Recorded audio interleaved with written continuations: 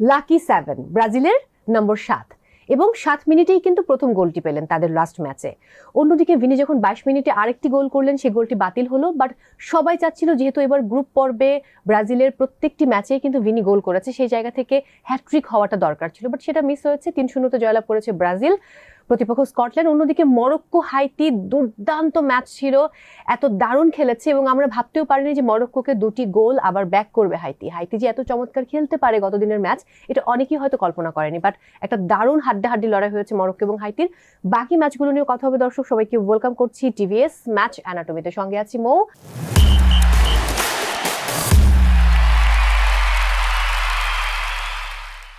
আমার সঙ্গে রয়েছেন আমার খুবই ভালোবাসার এবং senior sport journalist and analyst Riasad আজিম।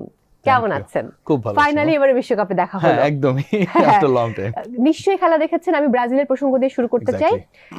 আজকে সকালের যে ব্রাজিল, সেই ব্রাজিলকে আপনি কেমন দেখলেন? আমার কাছে মনে হয় এই ব্রাজিলকে সবাই দেখতে চায়, মানে যেই ব্রাজিল সাম্বার তালে নাচাবে, এক্স্যাক্টলি, যেই ব্রাজিল হচ্ছে স্মুথ থাকবে, অ্যাটাক করবে, প্রতিপক্ষের জালে অন্তত 2-3টা গোল দিবে। সো এই ব্রাজিলটা মিসিং ছিল। এই যে 7 আপ এটা ওটা ব্রাজিল জার্মানির যে মানে প্রিভিয়াস যে ডিসকাশনস গুলো হয়, সেই ডিসকাশনস গুলোর মূল কারণটাই কিন্তু আসলে ব্রাজিলকে আসলে 2002 এর পর থেকে যেভাবে মানুষ এক্সপেক্ট করছিল সেই ব্রাজিলকে দেখে নাই। সো ওই ব্রাজিল আমার কাছে মনে হয় ব্যাক করেছে। প্রথম ম্যাচে সে কি ছিল, দ্বিতীয় ম্যাচে গুছিয়ে ওঠার চেষ্টা করেছে, এন্ড দ্য থার্ড ম্যাচ, যেই ম্যাচটা নিয়ে অনেক ধরনের ডিসকাশন ছিল, কারণ ইউরোপের একটা অপোনেন্টের এগেইনস্টে আপনি যখন খেলবেন, ইউ ক্যানট প্রেডিক্ট এনিথিং, সত্যি কথা যেটা, ঠিক আছে? সো ওই জায়গাটায় যেভাবে ব্রাজিল চেপে ধরেছে, লিড নিয়েছে, বড় করেছে সেটাকে, and end of the day Brazil যেই ম্যাচটা খেলেছে সেখানটায় যে কোনো দলের যে কোনো ফ্যান যারা ফুটবল ফলো করে, তারা ব্রাজিলের এই খেলাকে তারা যদি ফুটবল মিনিমাম বোঝে প্রশংসা করতে বাধ্য। আমার কাছে মনে হয় এই ব্রাজিলটা খুবই ডেঞ্জারাস ফর দ্য অপোনেন্ট। ওকে, যদি এরকমটা কন্টিনিউ করা যায় তাহলে তো খুবই ভালো ব্রাজিলিয়ান সাপোর্টারদের জন্য, কারণ 2002 এর পরে তো আর বিশ্বকাপের মুখ দেখেনি। 24 বছর, 2 যুগ পার হয়ে গেছে। ভিনির প্রসঙ্গে আসি। আপনি ঠিক শো শুরুর আগে আমরা আলোচনা করছিলাম, আপনি বলছিলেন যে মৌ সেই 2002 এর পরে ভিনি প্রথম যে আসলে গ্রুপ পর্বের প্রতিটি ম্যাচে গোল করছে। এক্স্যাক্টলি। সো যদি ভিনির প্রসঙ্গে যায়, ব্রাজিল আসলে কিন্তু এরকম কারোর জন্যই অপেক্ষায় ছিল আমার কাছে মনে হয়, এবং সেই জায়গায় সবচেয়ে বেশি আলোচিত নাম ছিল always Neymar and Neymar. But Neymar সেটা ফুলফিল করতে পারে নাই, কিছুটা তার লাক ফেভার করে নাই। ইনজুরি, ওয়ার্ল্ড কাপ এলেই তিনি ইনজুরি থাকেন, ছাড়েই না। এক্স্যাক্টলি। এবং দেখুন যে কত মাস, মানে একটা নিউজ দেখলাম আমি যে কত বছর পর তিনি খেলা 3 বছর পর, যদি আপনি কাউন্ট করেন ডেজের হিসাবে, সেটা হচ্ছে 981 দিন পরে নেইমার ফাইনালি ব্রাজিলের জার্সিতে মাঠে নেমেছে 76 মিনিটে যেটা করলেন।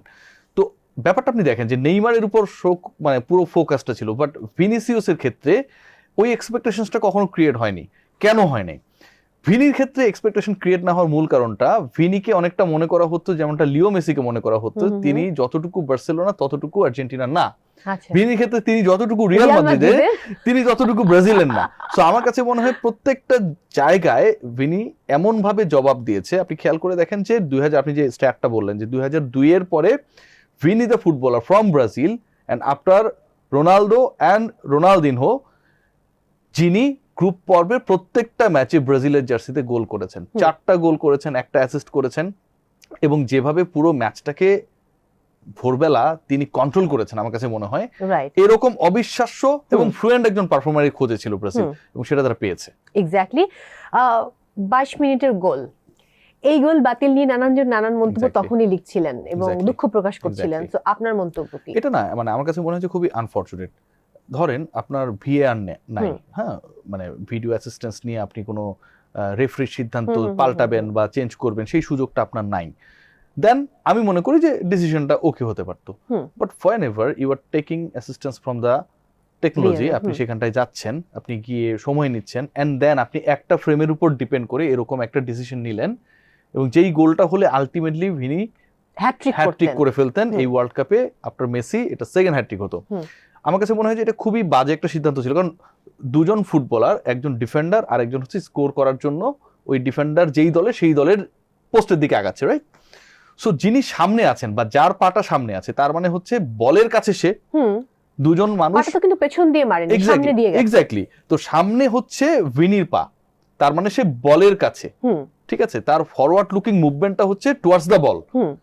এখন বলের কাছে যেই ফুটবলারটা থাকবে সেই ফুটবলার কিভাবে পেছনে থাকা একজনকে বা তার পায়ের পেছনে থাকা একজন আরেকজনকে। ফুটবলারের পা যেই ফুটবলারকে তিনি ফাউল করতে পারেন, মানে এটা ইম্পসিবল। হ্যাঁ এখন ওই মুভমেন্টের কারণে ধরেন আপনি সামনে দৌড়াচ্ছেন, আমি পেছনে দৌড়াচ্ছি, এখন আমি আপনাকে আটকানোর চেষ্টা করতে গিয়ে আপনি বলে কিক করতে যাচ্ছেন, আপনার সাথে আমার একটা কনফ্রন্টেশন হইলো, আমি পড়ে গেলাম। এটা তো আপনি যিনি গোলদাতা বা যিনি গোলের উদ্দেশ্যে দৌড়াচ্ছেন তার সমস্যা না, না আপনি তো সামনে, আপনি তো বলের জন্য দৌড়াচ্ছেন। সো এটাকে যদি সমস্যা মনে করে গোল বাতিল করে, এবং স্কটল্যান্ড তারা একবারের জন্য বলে নাই যে তারা কোনো কমপ্লেইনই করে নাই যে হ্যাঁ। একটা ফাউল দেওয়া বা এটা ওটা, ঠিক আছে আপনি দিয়ে দিলেন। সো আমার কাছে মনে হয় যে এটা কোয়াইট আনফরচুনেট, খুবই পোর রেফারিং হয়েছে, এবং ভিডিও অ্যাসিস্ট্যান্স রেফারির যে সহযোগিতাটা যেভাবে পাওয়া দরকার ছিল এবং নেওয়া দরকার ছিল সেখানটা আসলে প্রপার প্রসিডিউর মেইনটেইন করা হয়নি। আপনি একটা ফ্রেম দেখে এরকম একটা সিদ্ধান্ত, যেই সিদ্ধান্ত ওই ম্যাচের ভাগ্য বদলে দিতে পারতো, ধরেন ওই গোলটা আপনি বাতিল করে দিলেন, ব্রাজিল এরপরে যদি গোল দিতে না পারতো, আরো দুটো গোল দিয়েছে তাই না পারতো, তাহলে ব্যাপারটা তো অন্যরকম হতে পারতো। তখন তো হচ্ছে এমনও হিসাব আসতো যে ওই মরক্কো, এক্স্যাক্টলি, সো ওই হিসাবও তো আসতো, পুরো গ্রুপের ইকুয়েশনটা চেঞ্জ হয়ে যেত। সো এরকম ডিসিশনস গুলো আমার কাছে মনে হয় যে আপনি যখন অ্যাসিস্ট্যান্স নিচ্ছেন, আপনি যখন খেলাকে থামিয়ে দিচ্ছেন, তারপরে যদি ভুল করেন, এটা ক্ষমার অযোগ্য একেবারে। এটা এবং খুবই দুঃখজনক ছিল এটা, এবং মানে হতাশ হয়েছে আমরা সবাই। না, এটা কোনোভাবে অ্যাকসেপ্টেবল না আমু, মানে যেই ফুটবলারই এটা করুক না কেন, যেই ফুটবলারই এই ধরনের একটা বঞ্চনার শিকার হোক না কেন, সেটা ভিনি হতে পারে, সেটা মেসি হতে পারে, সেটা পৃথিবীর যে কেউ হতে পারে, এটা অ্যাকসেপ্টেবল না। রাইট। আমি একটু যদি যাই যে শর্টস অফ টার্গেট, ব্রাজিলের ছিল 8টি, অন্যদিকে আপনার স্কটল্যান্ডের ছিল 5টি। শেষের দিকে এসে যদি ওদের শর্টস অফ টার্গেট অ্যাটাকিংটা ভালো ছিল, বাট তারপরেও স্কটল্যান্ড ট্রাই করেছে। স্কটল্যান্ডের দুর্বলতার জায়গাগুলো কোথায় ছিল যদি একটু? আমার কাছে মনে হয় যে সবচেয়ে বড় দুর্বলতার জায়গা তাদের গোলকিপার, মানে তাকে আমার খুব ক্যালাস টাইপের মনে হয়েছে। মানে আমি কেন এটা বলছি দেখেন, এরকম হাই ইন্টেন্সিভ ম্যাচেস গুলোতে goalkeeper he has to play a very very vital and effective role. ওই জায়গাটায় আপনি যদি অ্যালিসনের গোলকিপিং দেখেন, কম্পেয়ার করেন, মাথা নষ্ট। আপনি যদি ছোট দল ওজিনহার যদি গোলকিপিং আপনি যদি চিন্তা করে থাকেন, মানে এটার সাথে স্কটল্যান্ড একটা ইউরোপিয়ান টিম, তাদের গোলকিপারের যে রোলটা ছিল, তার যেভাবে রিফ্লেকশন দেখানো দরকার ছিল যখন অ্যাটাক গুলো হচ্ছিল, আমার কাছে মনে হয় হি টোটালি ফেইলড। সো ওই জায়গাটা আমার কাছে মনে হয়, মানে ওই গোলটা অ্যাকসেপ্টেড হলে তো গোল সংখ্যা 4 হয়ে যেত। প্লেয়াররা অনেকগুলো গোল মিস করেছে প্রপারলি, তারা কি করতে পারে। এক্স্যাক্টলি 54 মিনিটে ভিনি একটা মিস করেছে, তার কিছুক্ষণ পরে আবার একটা মিস করেছে। হ্যাঁ, সো ব্রাজিল কিন্তু আরো অন্তত তারপরে 1-1-এ আপনার মিস হয়েছে। সো এই যে সুযোগগুলো মিস করেছে, ব্রাজিলের গোল আরো দুটো বাড়তে পারতো, বাট এটা ব্রাজিলের প্লেয়াররা ফিনিশিং দিতে পারেনি দেখে এখানটাই কিন্তু আসলে মানে স্কটল্যান্ডের গোলকিপার ঠেকিয়ে দিয়েছে সেটা না। সো আমার কাছে মনে হয় যে স্কটল্যান্ড অ্যাটাকিং ছিল, তারা ফিনিশ করতে পারেনি, এটা তাদের ল্যাকিংস নাম্বার 2, যে তারা ফাইনালি আসলে ফিনিশ করতে পারে নাই। এবং এটার ক্ষেত্রে ব্রাজিলের ডিফেন্সের থেকেও অ্যালিসনের কিপিংটা গুরুত্বপূর্ণ ছিল। আর স্কটল্যান্ডের সবচেয়ে বড় দুর্বলতার জায়গা ছিল যেটা আমার কাছে গোলকিপিং। রাইট, আপনার সাথে আমি সম্পূর্ণ একমত। 76 মিনিটসে হচ্ছে নেইমারকে নামানো হলো মাঠে, এবং সব অপেক্ষা করেছিল যে আজকে নেইমারকে নামানো হবে, কখন তিনি নামবেন, এন্ড ফাইনালি তিনি এলেন। সো তার যে আসল রূপ, সেই রূপটা হয়তো আমরা কাল মানে আজকে সকালের ম্যাচে দেখিনি, বাট এই যে তাকে নামানো হলো, এটাকে আপনি কতটুকু পজিটিভ অর্থে দেখেন? মানে প্রত্যেকটা ওয়ার্ল্ড কাপ বা গ্লোবাল টুর্নামেন্ট গুলোতে কিছু ক্যারেক্টার থাকে, যে ক্যারেক্টার গুলো আসলে শুধুমাত্র কোন একটা পার্টিকুলার দলের না। রাইট। ধরেন আমরা ক্রিকেট নিয়ে অনেক ডিসকাশনস করি, সাকিব আল হাসান নিয়ে অনেক আলোচনা করি। এখন ধরেন সাকিব আল হাসান ধরেন একটা ওয়ার্ল্ড কাপ খেলছে, he is a global character, not only the representative of Bangladesh. Right. Virat Kohli যখন 27 ওয়ার্ল্ড কাপে খেলবেন সব ঠিক থাকলে, he is a character. So আমার কাছে মনে হয় নেইমার ইজ আ ক্যারেক্টার, যেই ক্যারেক্টারটার অপেক্ষায় আসলে পুরো ফুটবল বিশ্ব ছিল।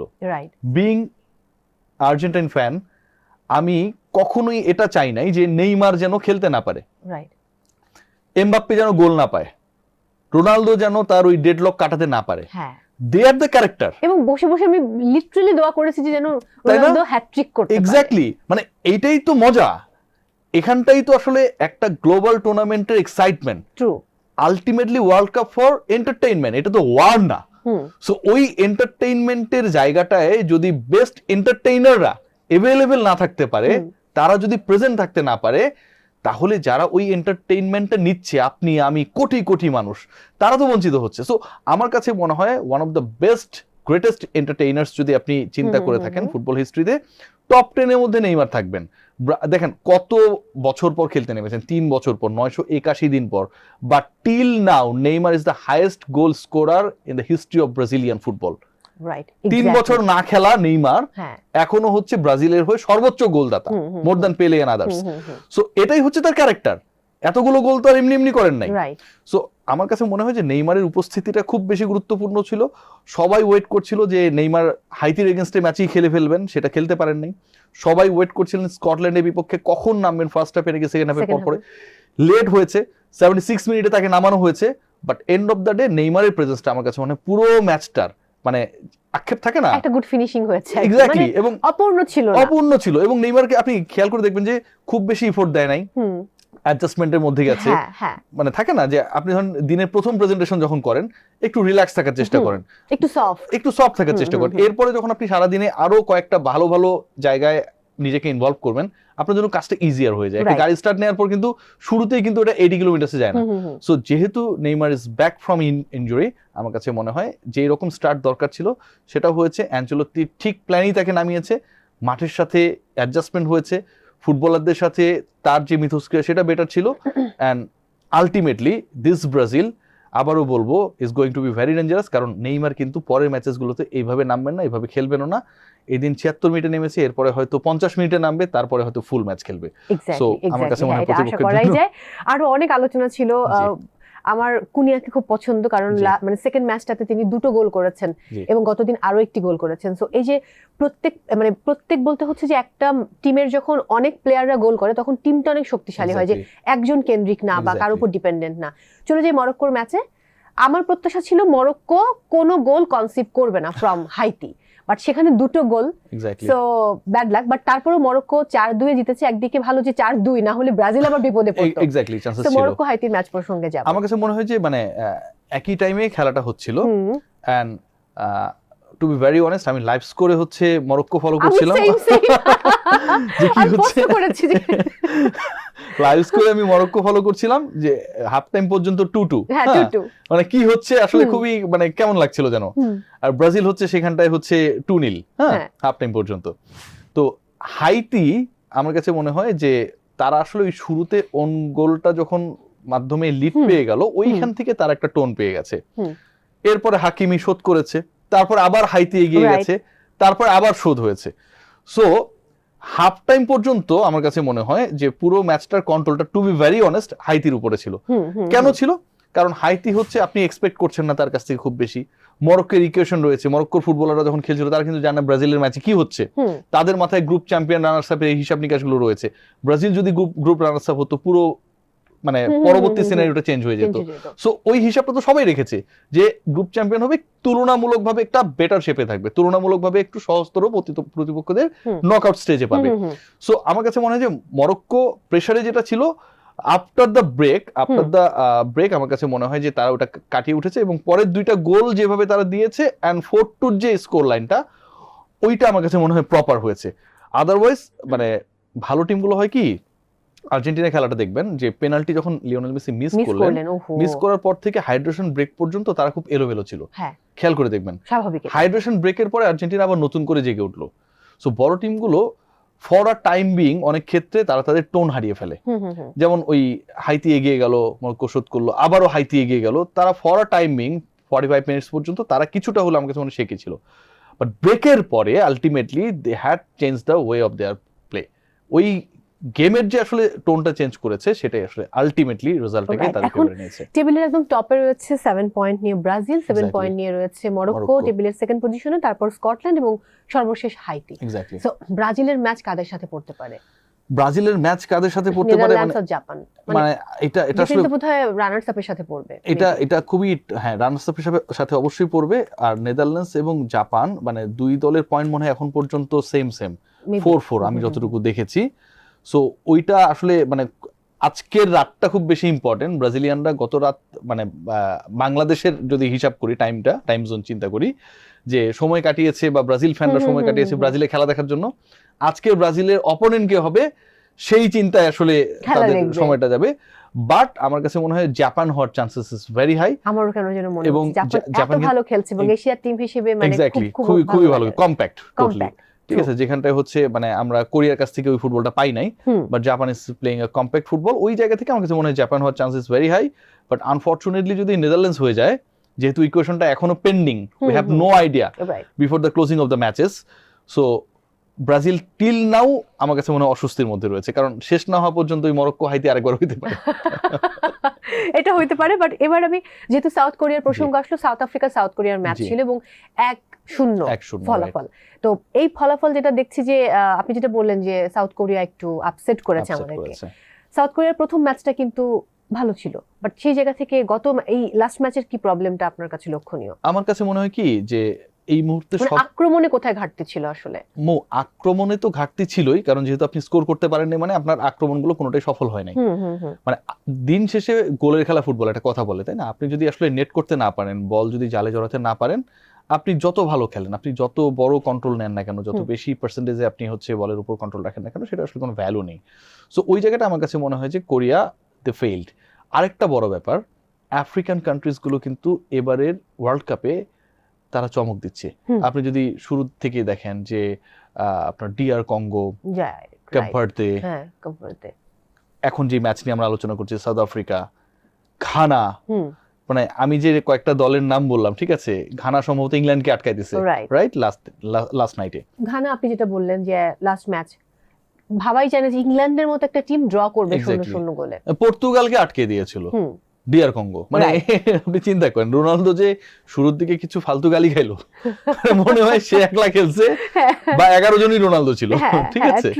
সো আমার কাছে মনে হয় কেপ ভার্দের কথা আপনি বলতে পারেন। মানে তাদের প্রথম ম্যাচ একবার আপনি শুধু ভাবুন যে কি করলো তারা, মানে এত বড় দলকে, হ্যাঁ, ওয়ার্ল্ড কাপ চ্যাম্পিয়ন টিমকে আটকাই দিচ্ছে। সো ওভারঅল যদি আপনি দেখেন যে আফ্রিকান টিমগুলো কিন্তু তারা আমার কাছে মনে হয় যে এবারে ওয়ার্ল্ড কাপের সবচেয়ে বড় চমক, এবং সেই চমকটা অব্যাহত রয়েছে। লাস্ট ম্যাচে কোরিয়া পারে নাই, এবং সাউথ আফ্রিকা আফ্রিকান জোনের মধ্যে সবচেয়ে শক্তিশালী দলগুলোর একটা, এন্ড আমার কাছে মনে হয় যে ভেরি প্রেডিক্টেবল একটা win they have achieved. Right, আমি চলে যাব মেক্সিকো এবং চেক রিপাবলিকের ম্যাচে 3-0 জয় মেক্সিকোর। ভালো লাগছে ভীষণ যে যারা আয়োজক দেশ তারা তো ভালো খেলছে, ইউএসএ ভালো খেলছে, মেক্সিকো ভালো খেলছে। এদের খেলাটা ছন্দপতন হলে কিন্তু আনন্দটা কোথায় একটা মিসিং হয়ে যেত, বাট সেটা হচ্ছে না। কানাডা প্রথম ম্যাচ খারাপ করেছে, পরের ম্যাচে 6-0 জিতেছে।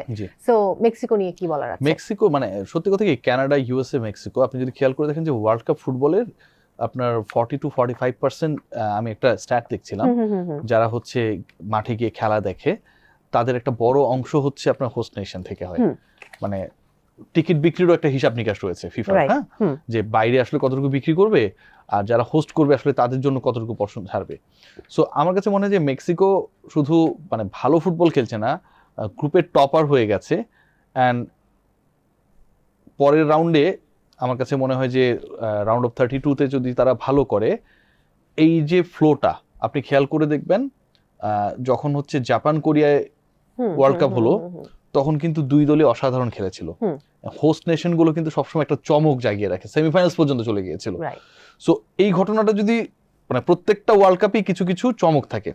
আপনি যদি খেয়াল করে দেখেন যে ক্রোয়েশিয়ার মতো দল আপনি এক্সপেক্টই করেন নাই যে তারা 18 ওয়ার্ল্ড কাপে ফাইনাল পর্যন্ত খেলে ফেলবে, তারা খেলে ফেলেছে, তাই না? সো খেলে ফেলেছে। সো ওইরকম একটা চমক যদি এবার, গতবার মরক্কো সেমিফাইনালে খেলেছে, ওইরকম একটা চমক যদি এবার সত্যি সত্যি হয়ে যায় মেক্সিকো, অবাক হওয়ার কিছু থাকবে না, কারণ they are having the full support from their crowd.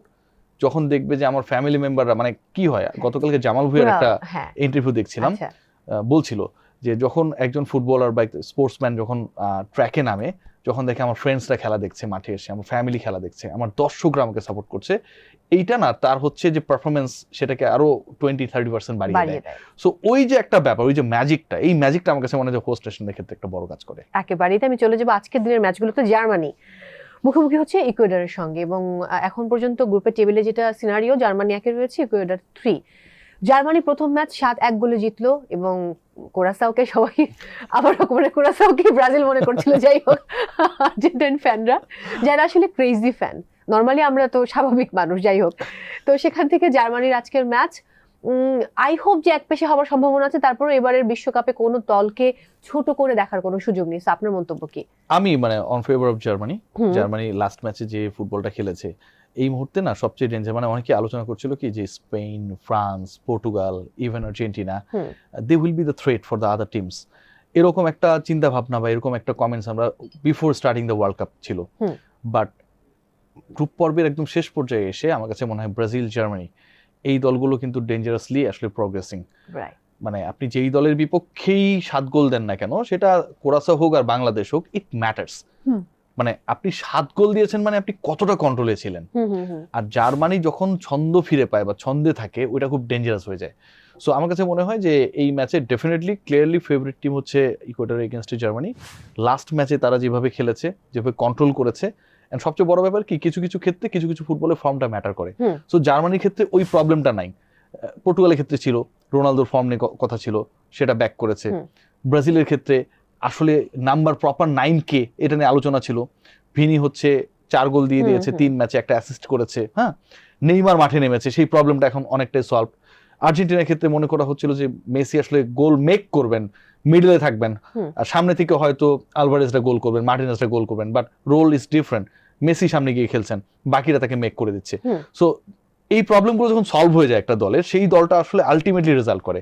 জার্মানির ক্ষেত্রে এই প্রবলেমটা এখন নেই, এবং লাস্ট ম্যাচে আসলে মানে ইকুয়েডরের বিপক্ষে আমি মনে করি যে গুরুত্বপূর্ণ ম্যাচ, কারণ Latin America versus again Europe, এটা সবসময় একটা আলাদা মানে ফ্লেভার থাকে এইসব ম্যাচে, but they get the tone.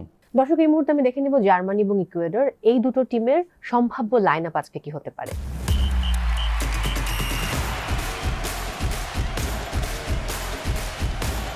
পরের match Japan versus Sweden. Sweden last ম্যাচে হতাশ করেছে, অন্যদিকে জাপান দুর্দান্ত পারফরম্যান্স। এক্স্যাক্টলি। সো যদি এই ম্যাচের প্রসঙ্গে যাই, জাপান জিততে চাইবে। সবচেয়ে বড় যে রিজনটা সেটা হচ্ছে, জাপান যদি টেবিল টপ হতে পারে তাহলে জাপানের জন্য ব্রাজিলকে এড়ানোটা সহজ হবে। হ্যাঁ, সো জাপানের ইকুয়েশনটা কিন্তু আসলে Japan is not going to play against Sweden, Japan is going to play against the power, the performance and the possibility of Brazil. কারণ ব্রাজিলকে যে কোনো দল এড়াতে চাবে। যে ব্রাজিলটা প্রথম ম্যাচ যেভাবে শুরু করেছিল মরক্কোর এগেইনস্টে, সেই ব্রাজিলকে সবাই পেতে চাইতো, বাট এই ব্রাজিলকে কেউ পেতে চাইবে না, এই ব্রাজিলকে সবাই এড়াতে চাইবে। সো জাপানের যে ম্যাচটা আমার কাছে মনে হয় এগেইনস্ট সুইডেন তাদের লাস্ট ম্যাচে ভালো করে নাই, হেরে গেছে। সো জাপানের পসিবিলিটির জায়গাটা বেশি, অ্যান্ড জাপান ডেফিনেটলি আমার কাছে মনে হয় যে তারা যে পাওয়ার ফুটবলটা খেলছে সেটাই ডিসপ্লে করবে, এবং টার্গেট যখন থাকবে আপনার গ্রুপ চ্যাম্পিয়ন হওয়া and to avoid Brazil round of 32-তে, সেখানটায় you have to deliver your best. Okay, তাহলে আমি এই ম্যাচটারও একটু দেখে নেব প্রিয় দর্শক, যে জাপান এবং সুইডেন এই ম্যাচের এই দুটো টিমের সম্ভাব্য লাইন আপ কি হতে পারে।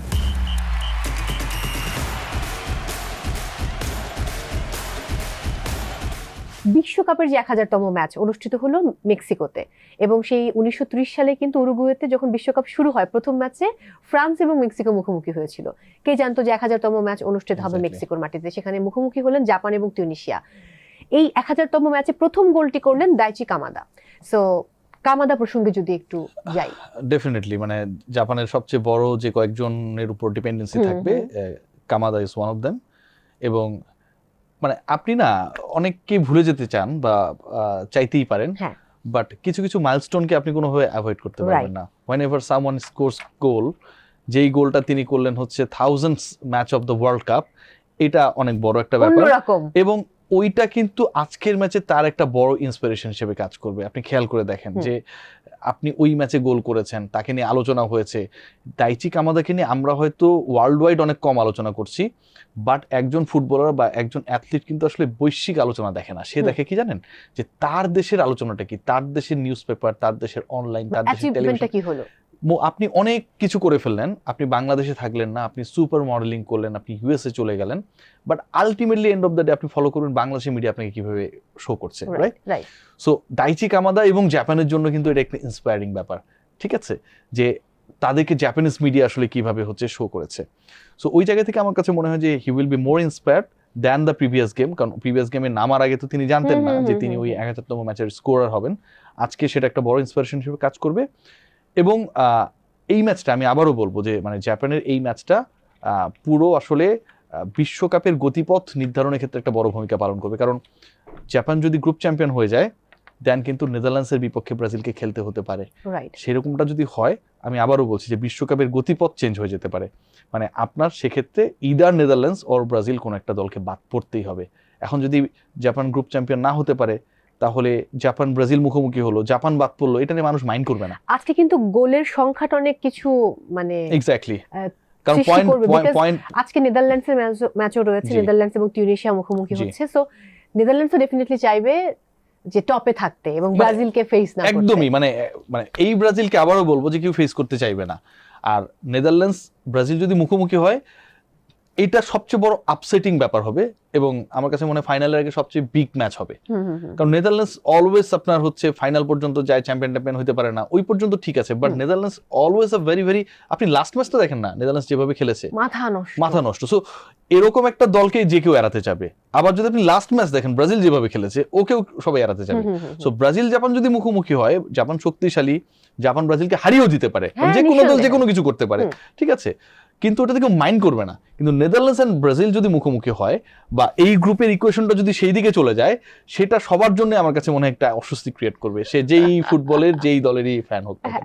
তো এখানেও কিন্তু ডেফিনেটলি ফেভারিট হচ্ছে নেদারল্যান্ডস, কারণ টিউনিশিয়া আগের ম্যাচটাও তো খুব একটা ভালো করেনি, অতটা ফর্মে নেই তারা। প্রিয় দর্শক, এই মুহূর্তে আমরা দেখে নিব নেদারল্যান্ডস এবং টিউনিশিয়ার সম্ভাব্য line up.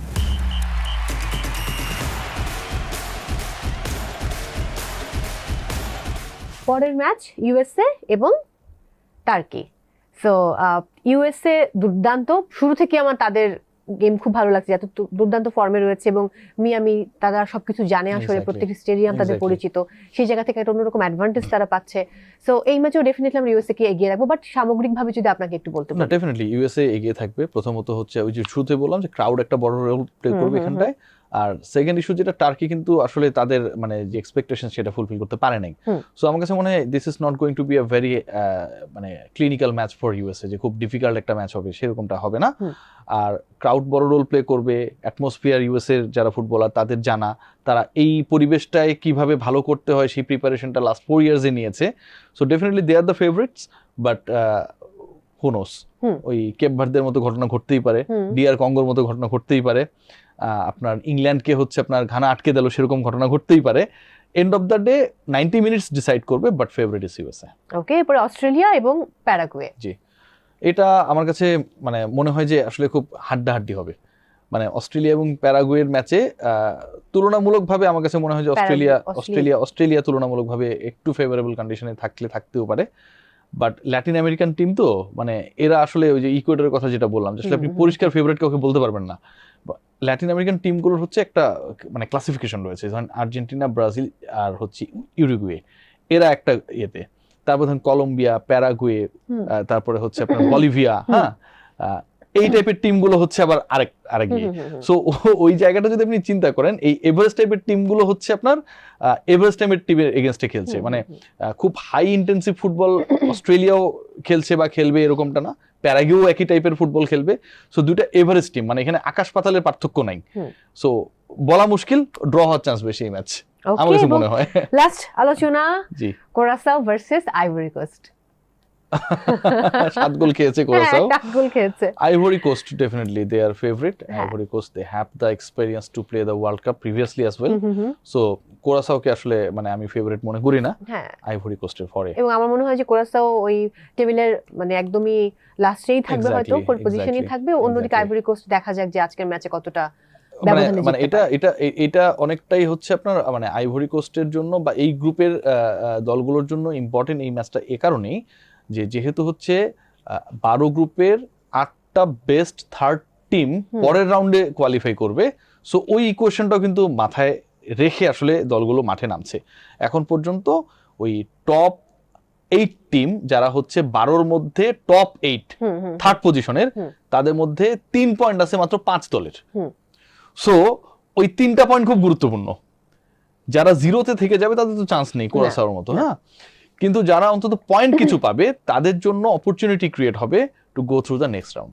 Exactly, thank you so much for coming. অনেক অনেক ভালো থাকুন। থ্যাংক ইউ মো, থ্যাংক ইউ সো মাচ। বিদায় নিচ্ছি। শিওর। প্রিয় দর্শক, সময় হচ্ছে আজকের মতো বিদায় নেবার টিভিএস ম্যাচ অ্যানাটমি থেকে। প্রিয় দর্শক, সময় হয়েছে আজকের মতো বিদায় নেবার। সবাইকে অনেক অনেক ধন্যবাদ আমাদের সঙ্গে থাকবার জন্য। আপনারা দেখছিলেন টিভিএস ম্যাচ অ্যানাটমি। দেখা হচ্ছে আগামীকাল একই সময়। সবাই অনেক ভালো থাকুন আর টিভিএস এর সঙ্গে থাকুন।